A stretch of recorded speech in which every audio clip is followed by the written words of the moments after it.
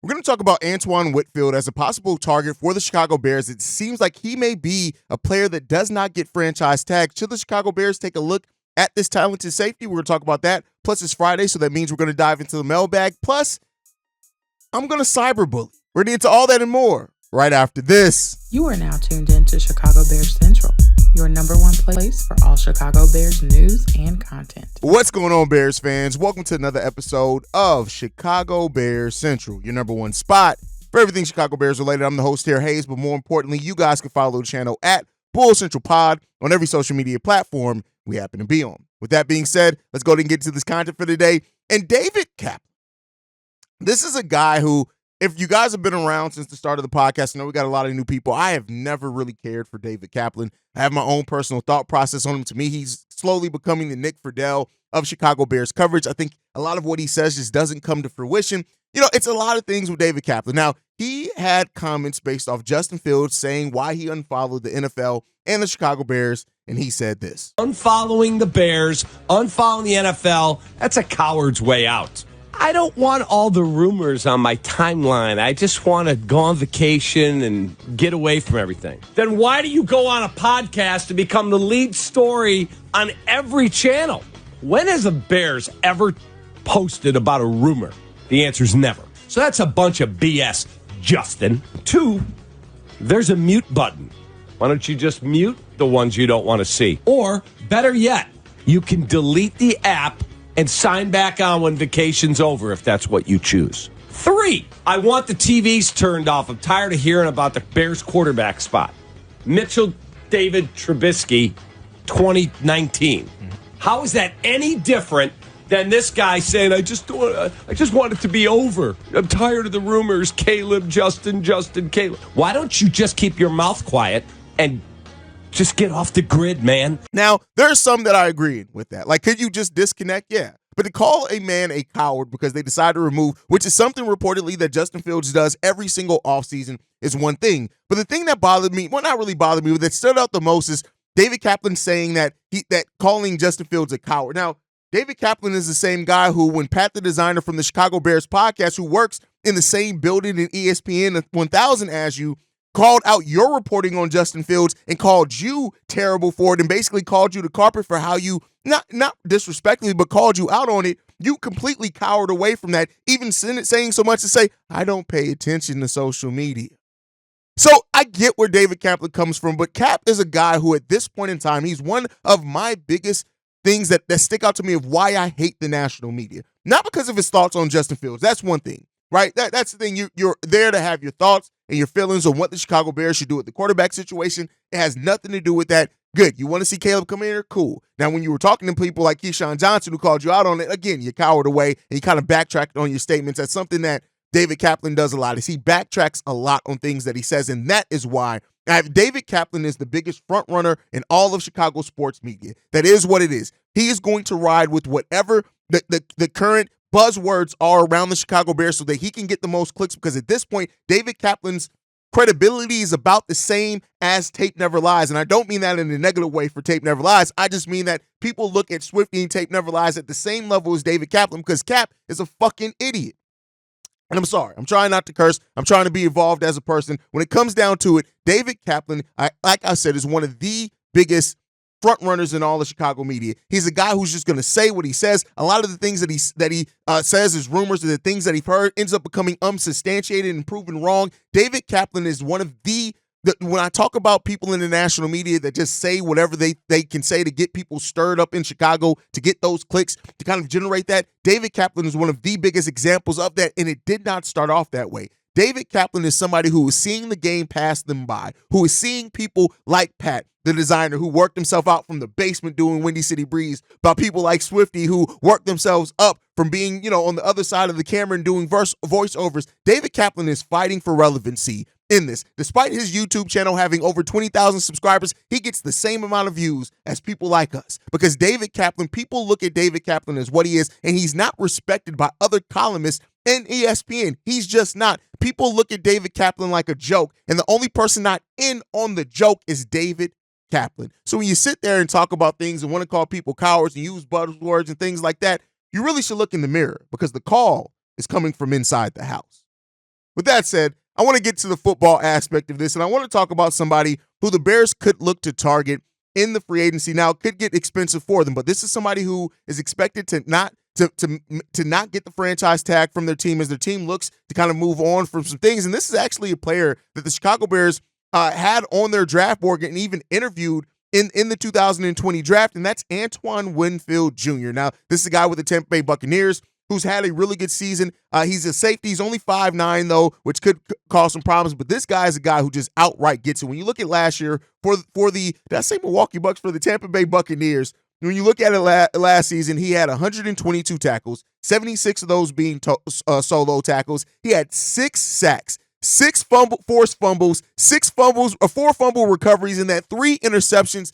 This is a guy that if the Bears aren't going to go safety in the draft and do want a veteran piece, this is a guy I would not mind next to Jaquan Brisker at all, and it makes some sense. They've scouted him before. He ended up going to the Bucs. They made the right decision there in the draft. But listen, he's a guy who he was in the Pro Bowl in 2021, first team All-Pro in 2023. He forced more fumbles. No one forced more fumbles than Winfield last year. And he had 6 sacks being a safety. This is a guy who, with his age of being 26, he turns 26 in August. This is a guy who makes sense. And since a franchise tag may not be there for him, we'll see what happens with that. I do think that if he does make it out and into the free agent market, that the Chicago Bears should absolutely look to maybe sign him again. That's if they don't have, like you guys know, I'm a Jaden Hicks guy. I would love to see the Bears go after him in the draft, but we got a lot of positions that we need to fill. Now, the money aspect becomes one of the things about it that you got to ask yourself. Will the Bears be willing to pay the money that it would take to get Winfield Jr. in here? That is one of the things to look out for. So, it's been some things back and forth. It says that the Bucs may be likely to use the franchise tag on him. You also see things that they may not use the franchise tag on him. But I do think that if he does hit the free agent market, I think that the Bears should definitely take a look at least seeing if they can get him in here, and we'll see what happens with that. Now, if they do end up using the franchise tag on him, cool. You still kind of pivot to doing what you can do. But if he hits the free agent market, I think that the Bears should absolutely look and consider getting him in here. Reportedly, they over the cap has projected salary to be between $16 and $18 million. So that means that you're not going after a big free agent in either wide receiver or edge possibly, but it is somebody that the Bears could absolutely take a look at. But you guys can let me know what you guys think on that down below as always. But before we get into the mailbag today, we're actually going to have a message from one of our sponsors, and that is Aura. I'm sure most of you know anyone can find anything on the internet, including your full legal name and personal email, your home address, phone number, and even your relatives. For me, personally, I never took this kind of stuff seriously, that people can take my personal data and use it for their own financial gain.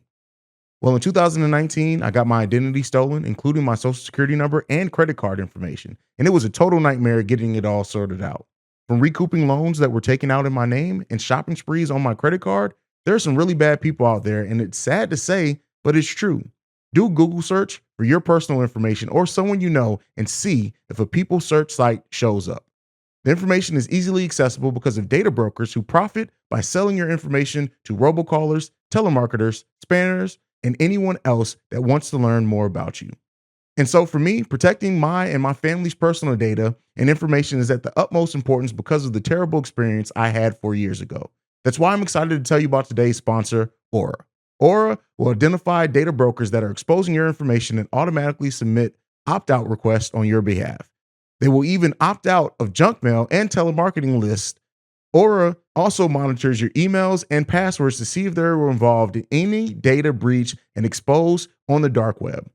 Aura's app also features VPN password manager, real-time credit card and identity theft monitoring, internet parental controls, and protects your device from malware. Aura has almost every internet safety tool you'll ever need, all inside one app, which is what makes it so amazing, so that you don't have to use multiple platforms and sites to protect yourself.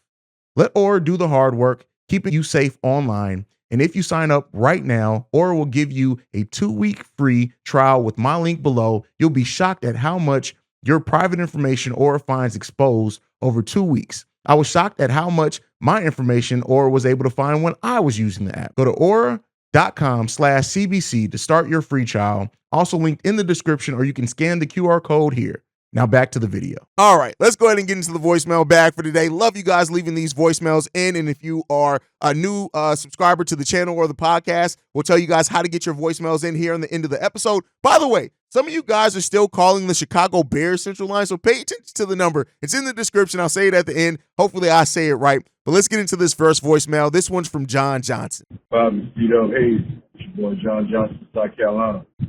I was looking online, I was looking at the stuff, and a lot of teams, going to be like cap casualties, hoping that none of our big names are in those casualties. But I was looking at one list, I think it's for the Chargers, and it had Joey Bosa, it had Khalil Mack. Chargers got this year issues like Mike Williams and can't remember the other wide receiver name, but they're not going to be able to pay everybody. Now, let's say, for example, if we had to choose and we had to bring somebody in, let's say either Khalil Mack, again, which I would love that move, or Joey Bosa. Is that something that's possible that could happen? Because I would love to have Khalil Mack if we could, restructure whatever contract or bring Joey Bosa in. Would the money situation work out with that? Guys think that would be a good fit, but out of those two, man, I'd love to have one of those guys. All right. Job tying up, bear down.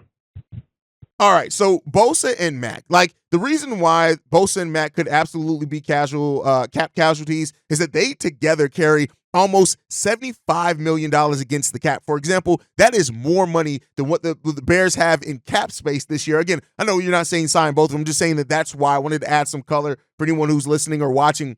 But here's the thing. They both have some concerns, and that's why they could. Bosa has struggled to stay healthy, and while he's a beast, do not get me wrong, he's definitely somebody that has some concerns there when it comes down to injuries. And then Khalil Mack, somebody who's a former Chicago Bear for sure, finished with a career-high 17 sacks in just last season. Even at his edge, you got to ask yourself, is the contract that he's going to be worth? That's part of the reason why we sent him out, is because the age thing there. Now, the Bears are in a completely different spot than what they were last year. So if he's willing to take a friendlier contract, could Khalil Mack come back to the Chicago Bears? I wouldn't be against it. I still think we would still want to go after a young edge, so that maybe further in the draft that can develop some if you're not going to go high up. But I wouldn't hate Khalil Mack or Nick Bosa on this team. It comes down to, not Nick Bosa, Joey Bosa. I really love Nick Bosa on this team. But Joey Bosa, I'm not against either one of those guys being on the team. It just depends on what that contract is going to look like. That's what it comes down to with the Chicago Bears. It just comes down to the contract.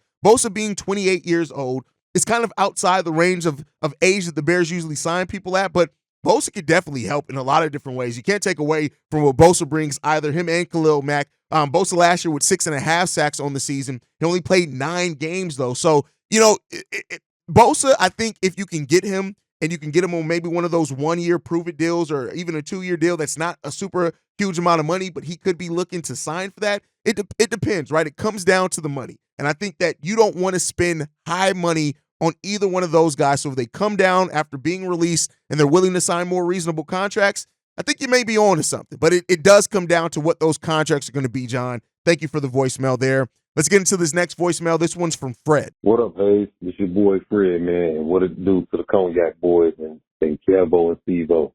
Hey, you know what? I was watching y'all show, man, and with the safeties, there's some nice safeties coming out in the draft, and we might have some nice safeties, you know what I'm saying, in free agency as well.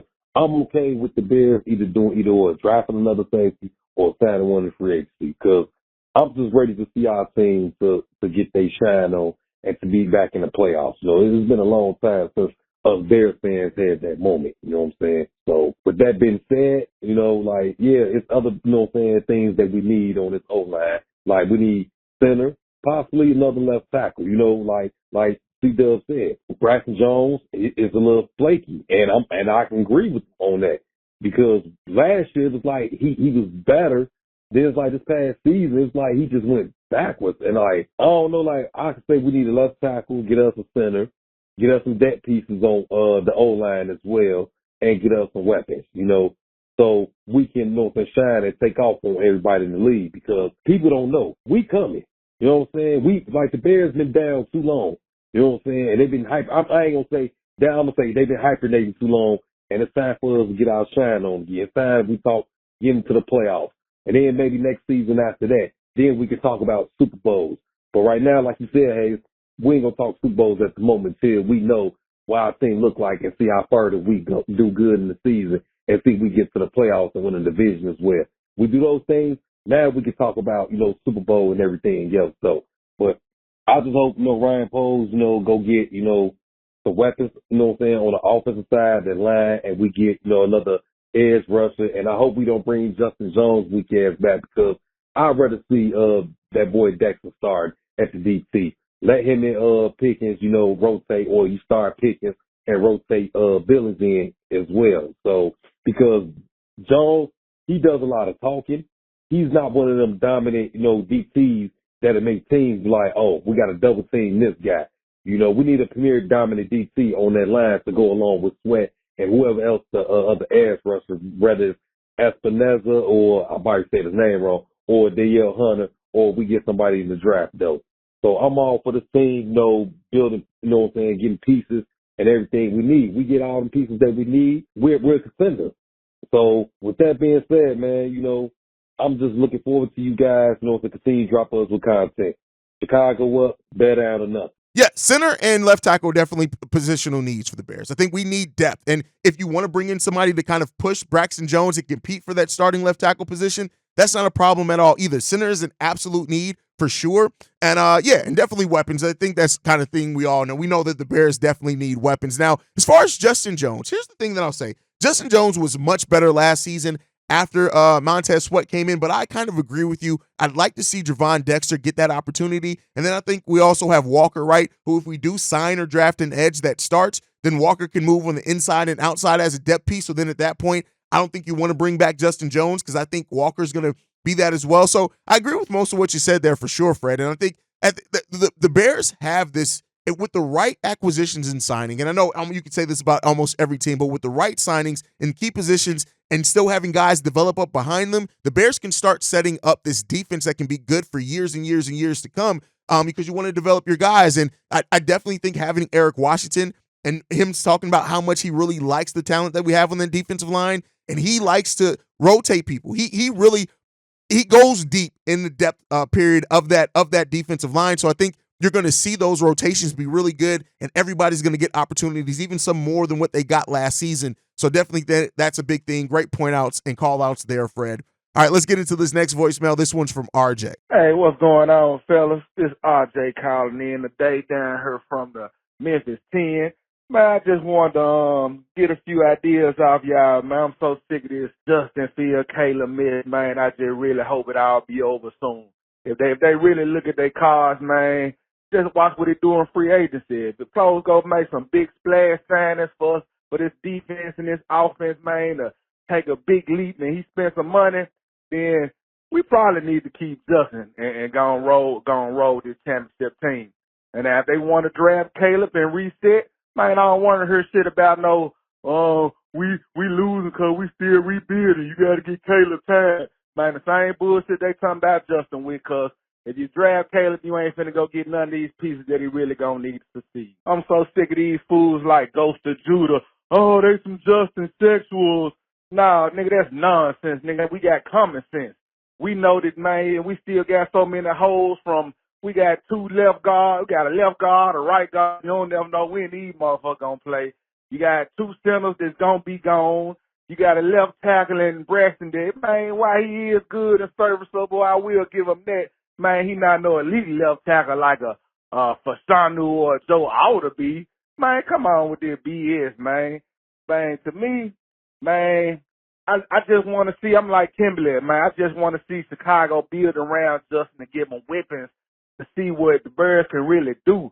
Man, even if you do decide to move off Justin next year, man, the team will be set up, man, to where we got top-tier talent all the way around. And it's really for, you can go get a rookie QB. Man, it's always gonna be a generational talent every year, let them tell it. We don't gotta take Caleb, but if we do, man, I'm cool with it, because that means Poles did his homework and he felt like that was the best decision for the team. So, man, I just think that, man, I'm tired of all these mock drafts and stuff. They're just waiting until free agency, see what kind of move Poles do. And I think that'll start to tell a hand. Man, what y'all think? Chicago up, bear down, baby. Bears keeping Justin Fields if they make big moves. Here's what I'll say on that. I agree with a lot of what you said, right? That I think if they are going to make some big moves, that's definitely that may point to that. But I think even if the Bears do draft Caleb, I think that the expectations around this team are still that of playoff aspirations, not just because of the quarterback situation. I know some Caleb Williams people are going to hear that and say, well, why would we have the expectation to make the playoffs with a rookie quarterback? We didn't do it with Justin. It's not about the quarterback situation. It's about where the team is. Where the team is right now and the talent on this team, especially that defensive side of the ball. And if we add some of those key free agent pieces, I think that this team is still a good enough team to push and propel forward it to be contending for the playoffs, right? I won't necessarily say you have the expectation of making the playoffs 100%, but I do think that contending for a playoff spot, those last few weeks of the season being meaningful is definitely something that to have that expectations for the Bears, regardless of the QB situation, because of where the team is right now and the talent around this team. We're in a much different situation than when Justin took over as starting quarterback from where we're going to be next season, even if the Bears do draft Caleb. So I think that the expectation has to be there regardless of this team fighting, keep moving forward, keep progressing, and be contending for that playoff spot next season. But great voicemail there, RJ.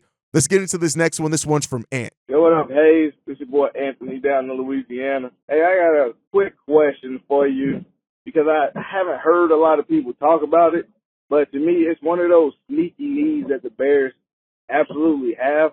We haven't had a good one in a while. What do you think about the gunner on special teams? Because I believe Trenton Gill got a really good leg and he get a bad rep of being a bad punter because we don't have any good gunners to get down to get any good tackles. Like, to me, if I'm not mistaken, the last good gunner we had on special teams was Sherrick McManus. He was an absolute dog on special teams. I just feel like we don't have that anymore. And it's a spot that's not like a really big major need, but on special teams, it really is a need that I feel like we should kind of address a little bit if we can. You know what I mean? Like maybe a Terrell Smith or, Bayless Jones is crap on anything else. Maybe he'd be a good gunner to use his speed to get down there, Just a thought, let me know what you feel about it. Like, I feel like it's important for special teams, but not in the overall arching of the team. But like, I think it's a good thing. And like I said, let me know what you think about it, man. As always, top down up, bear down. Appreciate the time. A special teams gunner. First of all, let me commend you for using a term that's rarely used nowadays is gunner. A lot of people don't use that. I'm sure a lot of people are listening to that voicemail asking, what the hell is a gunner? So a gunner is the guy who basically is on, when you're kicking off is a threat to go down there and bust things up. It's basically a big time tackler, a good special teams player. Here's the thing: as special teams is less and less prioritized, the impact of that is less prioritized. Even the NFL kind of changing special teams, it's going to be less important. Now, you want to have somebody on that defensive side of the ball, and I think we kind of had that in like Micah Baskerville, Dylan Cole to an extent. But I don't think that's something like the Bears need so much things of different skill positions. I won't say that necessarily needs to be a focus, but I do think that in having depth, right, and having players that don't necessarily play a lot of snaps, like on the defensive side, you can have those guys in special teams, and they can definitely go to that. I think overall, special teams can be something that can still separate some teams and get you better field position, still end up being one of the reasons that help you win games. People just kind of special teams is very overlooked nowadays. So that was a very, very good voicemail there. Like, you don't hear many people use that term gunner, then have that perspective on special teams. Great there, Ant. All right, let's get into the last voicemail for today. This one's from Cole. Hey, what's good, Hayes, and everyone on the Chicago Bears Central podcast? This is Cole. I've called in a couple times. Haven't been featured on the podcast yet, but I'm just here to give you my thoughts, and I'm always going to talk about Justin and the whole Caleb situation just because it's such a hot topic. Man, it's like a thing where my heart says, keep Fields. I love Fields to death, and my mind kind of goes, draft Caleb a little bit. But really, either way, the beautiful thing about this is we are in the best possible scenarios. I mean, you can't lose in this situation. And that's what a lot of Bears fans don't understand is literally if we keep Fields, we win. And we'll probably get Marvin Harrison. We trade Fields and we get Caleb, we also win because that dude has so much potential. So like, I'm a Bears fan with reason. You know, I'm done with the whole debating thing. I trust in Poles and what he, you know, the decision he makes. I think will be the right one, and I think that will set up the Bears' future. I think more Bears fans need to think like this. I'm tired of the whole debating. I'm tired of people, you know, shitting on Fields, saying he ain't the one after 3 years total, but 2 really solid years of starting football. You know, you just can't do that. Some players take, you know, a little longer than others. But listen, man, that's my whole stance on it, and I wish more Bears fans thought like I did. Either way, I'm so fucking excited for the future of this team. I really think it's on the uprise, and yeah, man, that's it. Chicago up, Bear down. Don't forget it. I hope everyone has a good day. All right. So listen, I won't say that it's necessarily a win-win in the sense of the short term, yes, because either you're getting a really nice prospect in Caleb Williams or you're keeping your thing going with Justin Fields and you're putting him in a better situation. But here's the thing. I can't say that it's a for sure win-win because, again, both players still have the opportunity to not work out long-term for the Bears, right? That still exists there. And so from a talent perspective, yes, it's going to be a win-win, but I think ultimately you still want to make sure that you're getting this decision right because that can really change the trajectory of your team if you choose the right quarterback that this new offensive staff is really going to be able to get the most out of, right? That's kind of my thought process on that. But yeah, listen, the Bears sit in a very good situation. This is a year of movement for the Bears, and I think this is a year where the Bears are definitely going to be able to push some things, right? And if they make the right signings, have great drafts, which I do expect from Ryan Poles because he's going to be smart in the way that he reviews that. This next season that we're talking about, the Bears could be a season that we're finally talking about this Bears team being that playoff team that we're all so desperately needing and wanting to see. So that's my thought process. Great voicemail there. Great voicemails overall. Thank you guys for listening. Make sure you guys are following the show at Chi Bears Central. You can send us any feedback, questions, comments, concerns, ChicagoBearsCentral@gmail.com. Lastly, if you want to leave a text message and or voicemail for the mailbag, the number to do so, 773-270. See, I almost left the wrong number. 773-242-9336. We are the number one spot for everything Chicago Bulls related, thanks to you guys. And like I like to end every episode on, Chi-Town up, but Bear down. Love you guys. Peace, y'all. This has been a presentation of the Break Media.